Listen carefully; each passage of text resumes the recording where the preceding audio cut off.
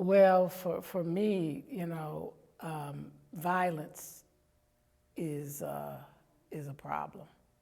Um, when I saw it, I saw a person trying to get out the way.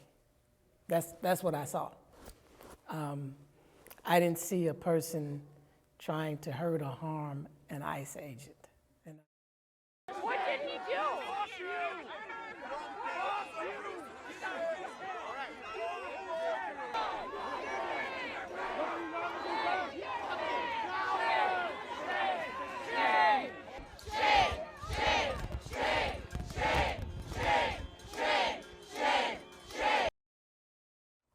I kept asking myself, what did she do? I haven't heard that. I haven't. I'm not saying it's not out there yet, but what did she do to bring this, for this result to happen? And all I heard was this thing about, they even called it a domestic terrorism. I'm like, what? Now we're gonna define domestic terrorism with somebody trying to move out of the way and an ICE agent steps in the path? Pathway that doesn't add up to me.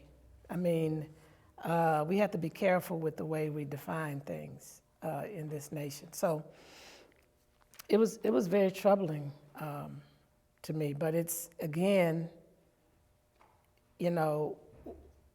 how you carry out your role and responsibility is important. And I think the biggest issue that I have with ICE agents is how they are doing things. Men and women every year to come back home. 70% of them end up back in the prisons. And you have places like Alabama is building mega prisons, like the one in El Salvador. Alabama's building 4. And so what I'm reform men and women in prisons. Oh, okay.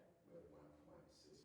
I would say we have probably lost our soul as a nation. And when I say that, I don't want people to just think about them. I want to think about you, because our inactivity is just as much an indictment on that as those who may come in alignment with, agree with the type of leadership we currently have.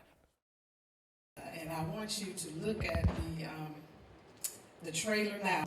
For other colleges and universities, but not only a repeatable model, but an investable model. Practice.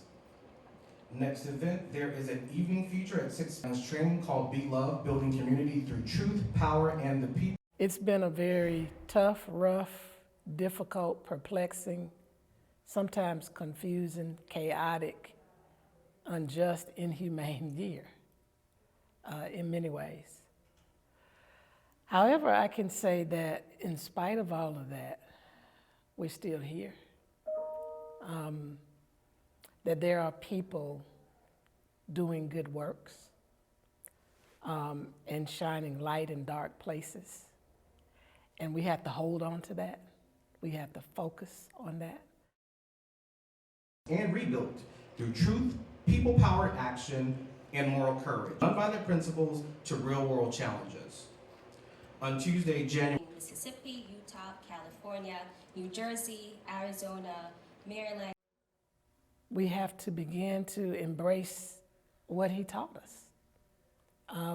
He taught us a more excellent way through nonviolence. And most people think that's just some kind of thing you deal with when you're out on a protest. But Dr. King taught it as a way of life. It starts in home. It starts in your heart first. Then it goes into your home. Then it, branches out into your community, into your workplace, into your school, into your engagements, whatever your calling and assignment is. And we're just excited about our partnership with the producers and directors. A call to every conscience unwilling to surrender humanity's future to hatred.